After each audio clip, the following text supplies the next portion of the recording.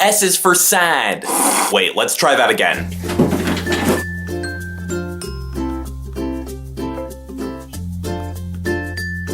S is for sad.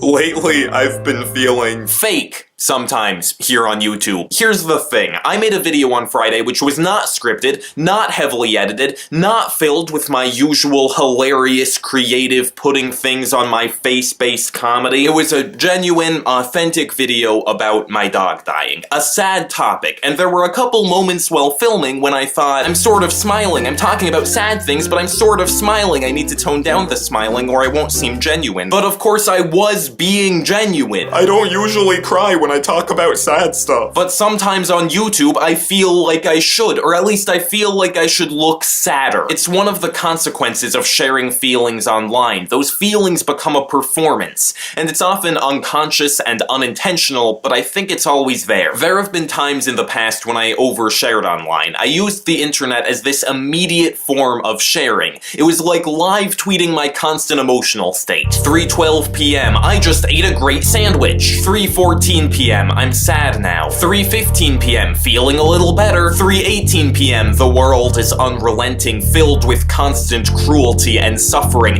There is no rest from all this pain. 3:19 p.m. just ate some yummy Cheez-Its. I felt like I was sharing to get those feelings out of my system. I felt like I was sharing to work through them. I felt like I was sharing for myself. But I wasn't. I was sharing for an audience. And the little part of me that realized I was sharing for an audience was disappointed when that audience didn't respond. And the little part of me that realized I was performing told me to stay in character. If I was gonna play a sad kid on the internet, I had to commit to the part. I value openness and vulnerability, but that's not the way to do it.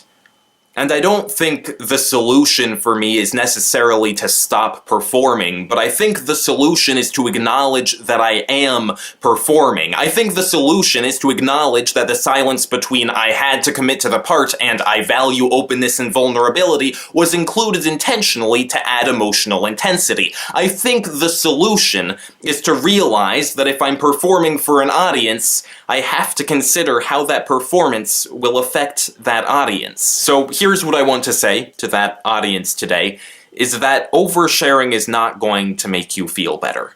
Reach out to people, talk to the people in your life, take the time to reflect, and once you've done that, once you have a bit of distance from those feelings, then maybe you're ready to share them. Now I should end with a joke.